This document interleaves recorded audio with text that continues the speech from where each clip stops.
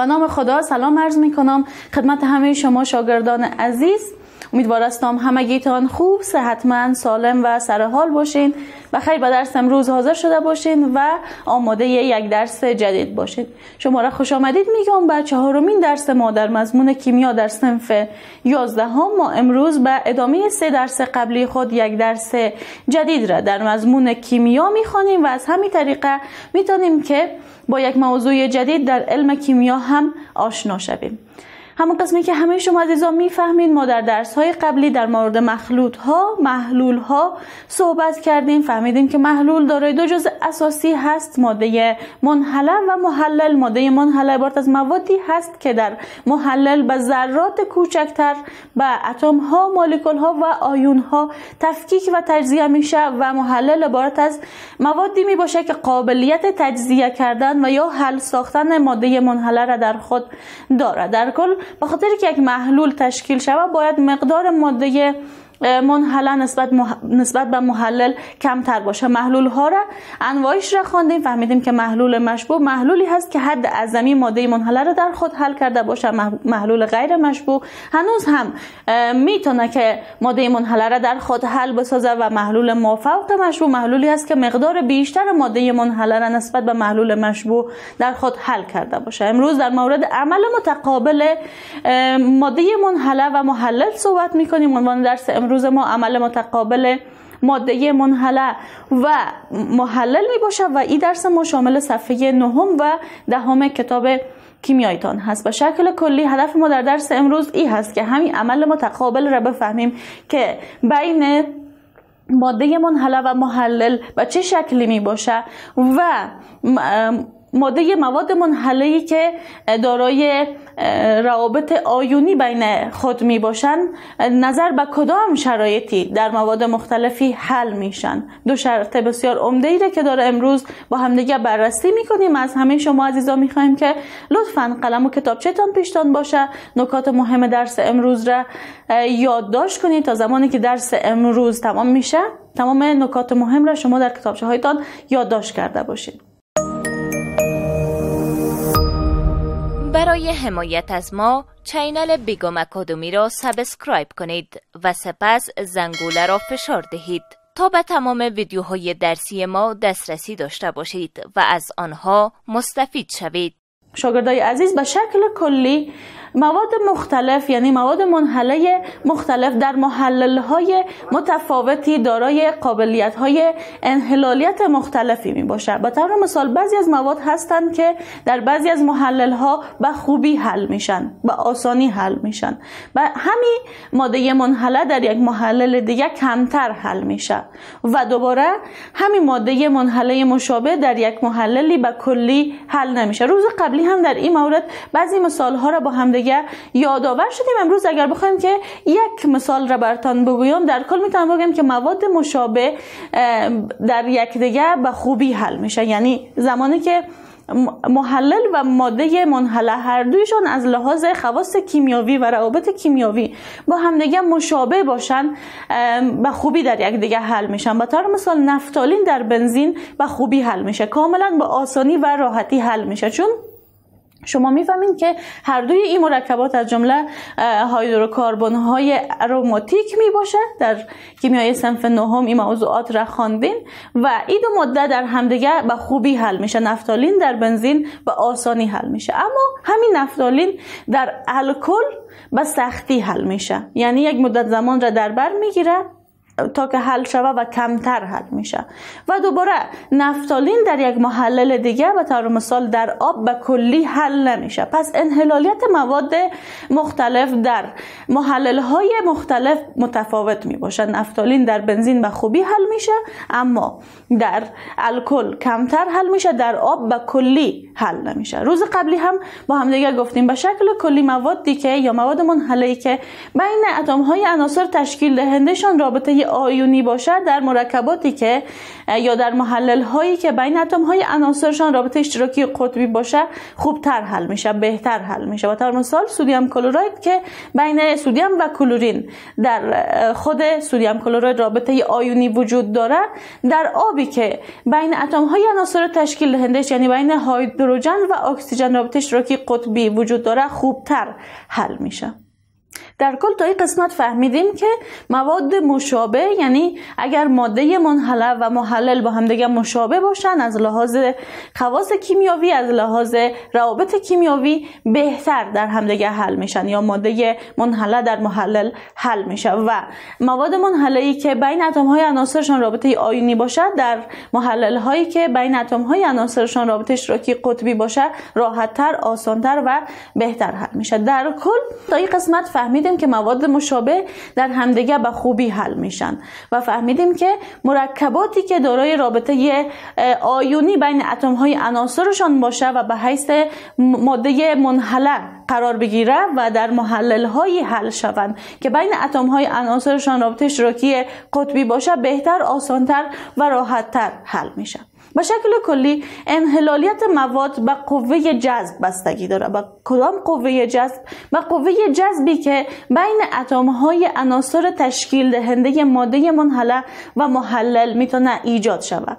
در کل ماده منحله به شکل تنهایی بین اتم‌های عناصر تشکیل دهندهشان قوه جذبی وجود داره و محلل هم بین اتم‌های عناصر تشکیل دهندش قوه جذب مخصوص خودش وجود داره، یا قوه جذب مخصوص به خودش را میتونیم که دریافت کنیم که بین اتم های عناصر تشکیل دهندش میتونه موجود باشه. اما زمانی که ماده منحله در داخل محلل حل میشه، بین اتم های عناصر تشکیل دهنده محلل و ماده منحله ممکن است یک قوه جذب ایجاد شود که اگر این قوه جذب بزرگتر و یا بیشتر از قوه جذبی باشه که بین اتم های عناصر تشکیل دهنده در محلل و ماده منحله به طور جداگانه وجود داره، در این صورت همین قوه جذب بالای قوه جذب جداگانه‌ای که در ماده منحله و محلل بین اتم های عناصرش وجود داره غلبه میکنه و در نتیجه باعث میشه که ماده منحله در محلل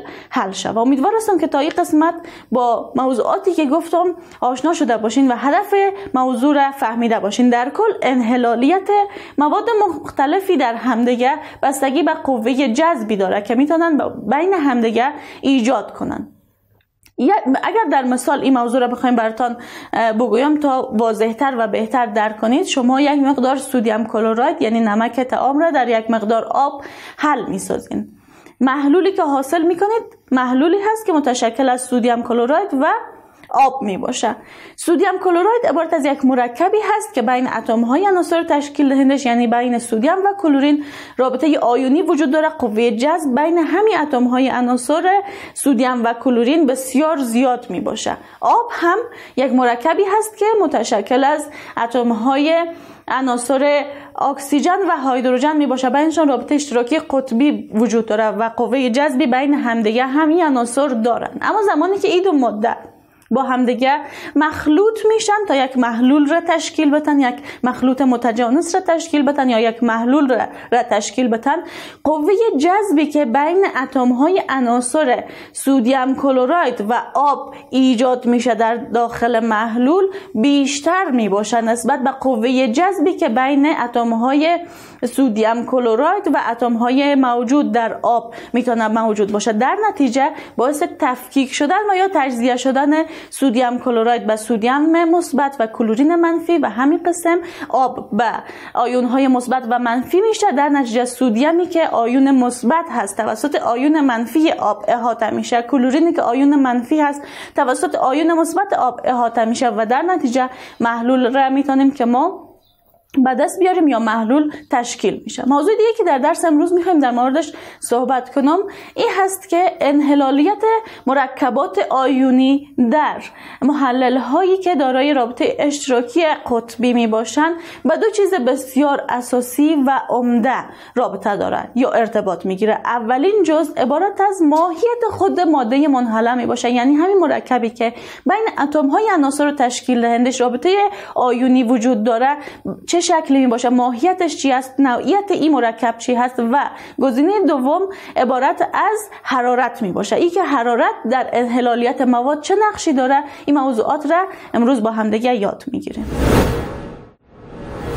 خب اگر بخوایم در مورد این موضوع مثالی ذکر کنیم، به طور مثال دوباره به سدیم کلراید برمیگردیم. سدیم کلراید یا نمک طعامی که در آب حل میشه. اگر شما به مقدار 36 گرم سدیم کلراید را در 100 میلی لیتر آب در درجه حرارت 25 درجه سانتیگراد حل بسازین، میبینید که سدیم کلراید به شکل کامل همین مقدار سدیم کلراید یا همین مقدار نمک طعام در 100 میلی لیتر آب در 25 درجه سانتیگراد حل میشه. اما انحلالیت تمام موادی که بین اتم های عناصر تشکیل دهندشان رابطه آیونی هست به این شکل نمی باشه. اگر مثالی در این قسمت بخوایم براتون ذکر کنم، کلسیم کربنات هست. کلسیم کربنات یک مرکب دیگه ای هست که بین اتم های عناصر تشکیل دهندش رابطه آیونی موجود هست، اما در عین درجه حرارت یعنی در 25 درجه سانتیگراد و در عین مقدار محلل یعنی در 100 میلی لیتر آب مقدار ماده منحله یا همین کلسیم کربنات کمتر از مقدار سدیم کلراید یا نمک طعام می باشه. سدیم کلراید میتونه که تقریبا 36 گرم در 100 میلی لیتر آب حل شود در 25 درجه سانتیگراد، اما کلسیم کربنات تنها میتونه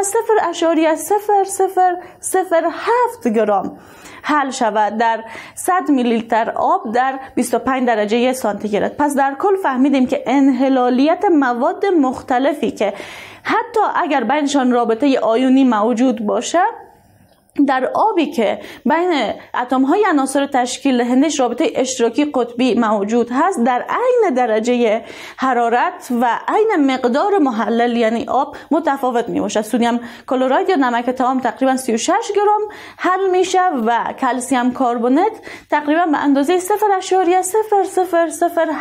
گرم حل میشه که این نشان دهنده ای هست که در مواد مختلف انحلالیت فرق میکنه. موضوع دیگه که در این قسمت وجود داره این هست که با افزایش حرارت انحلالیت افزایش پیدا میکنه، اما افزایش انحلالیت با افزایش حرارت در مواد مختلف، در مرکبات مختلف، حتی مرکباتی که یکسان هستند یعنی بین اتم های عناصر تشکیل دهندشان رابطه آیونی موجود هست مختلف می باشه. اگر مثالش رو بخوایم براتون بگویم، به طور مثال سدیم کلراید، دوباره سدیم کلراید یا نمک طعام با افزایش درجه حرارت انحلالیتش کمی تغییر پیدا میکنه. به طور مثال سدیم کلراید در 0 درجه سانتیگراد در 100 میلی لیتر آب به اندازه 35.7 گرم حل میشه، در حالی که اگر درجه حرارت به 20 درجه سانتیگراد افزایش پیدا کنه، انحلالیت سدیم کلراید یا نمک طعام در 100 میلی لیتر آب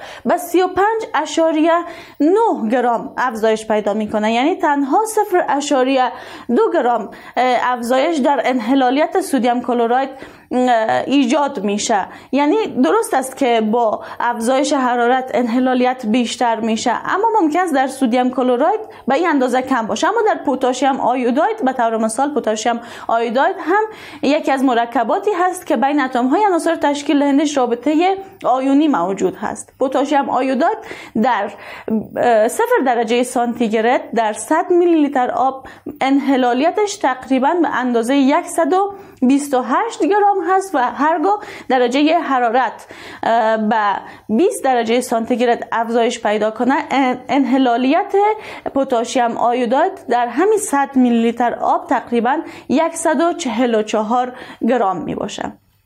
پس فهمیدیم که در عناصر مختلف، در مرکبات مختلف، انحلالیت نظر به ماهیت خود ماده منحله و همین قسم نظر به درجه حرارت متفاوت می باشه. بعضی از مواد منحله هستند که بهتر در آب حل میشن، مقدار بیشترشان در 100 میلی لیتر آب حل میشه، مثال هایش رو با هم دیگه یادآور شدیم. و بعضی از مواد هم وجود داره که با افزایش درجه حرارت مقدار بیشترشان در آب حل میشه. مثلا پتاسیم آیوداید که در عین شرایط اگر سدیم کلراید را در نظر بگیریم مقدار کمترش نسبت به پتاسیم آیوداید با افزایش درجه حرارت حل میشه. درست است که از مقدار اولی انحلالیت سدیم کلراید افزایش پیدا میکنه، اما او افزایشی که ما در پتاسیم آیوداید میبینیم در سدیم کلراید نمیبینیم. همین قسم در این قسمت میتونم یک مرکبی را براتان نام ببرم که با افزایش درجه حرارت انحلالیتش کم میشه. به طور مثال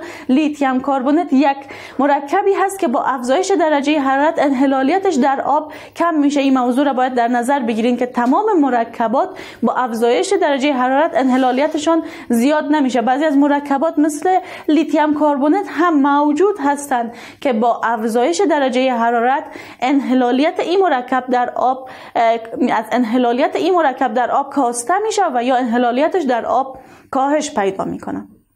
شاگرد عزیز، درس ما هم در همین قسمت به پایان میرسه. امیدوار هستم که درس امروز را یاد گرفته باشین. البته درس امروز درسی بود که کلا روی مثال ها صحبت کردیم، مقدارها را گفتیم و مطمئن هستم که حتما درس جالبی براتون بوده و موضوعات را درک کردین. اما باز هم اگر کسی سوالی یا مشکلی داره میتونه بپرسه. نه، مشکل نداریم. بسیار عالی، خوشحال هستم که درس امروز را یاد گرفتین. در درس امروز ما فهمیدیم که در شرایط مختلف مواد منحله مختلفی در محلل های مشابه و یکسان به طور مختلفی حل میشه. ماهیت ماده منحله و حرارت دو جزء بسیار مهمی هست که انحلالیت مواد منحله مختلفی را در محلل های متفاوتی تعیین میکنه که به چه اندازه باشه و چگونه باشه. در کل با افزایش درجه حرارت مقدار انحلالیت اکثریت مرکبات زیاد میشه، اما مرکباتی هم وجود داره مثل لیتیوم کربنات که با افزایش درجه حرارت انحلالیتشان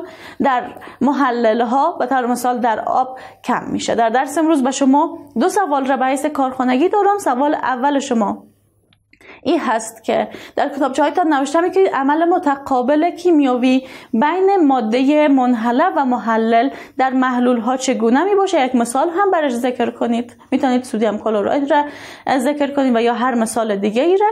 و در سوال دومتان در کتابچه‌هایتان نوشته می‌کنید که ماهیت ماده منحله و همین قسم حرارت چه نقشی در انحلالیت مواد مختلف در محلل های مختلف می داشته باشه. مثال ها را برش یادآور شوین، درس ها را هم تکرار کنید. همین 4 درسی را که خواندیم در خانه تکرار کنید. اگر در هر قسمتی براتون سوالی یا مشکلی ایجاد میشه میتونید روز بعدی از ما بپرسین. تا روز بعدی که دوباره مضمون کیمیا داریم، همه شما عزیزان رو با خداوند بزرگ و بی‌نیاز میسپارم. خدا نگهدار. قبل از آغاز درس بعدی وقفه کوتاه میگیریم.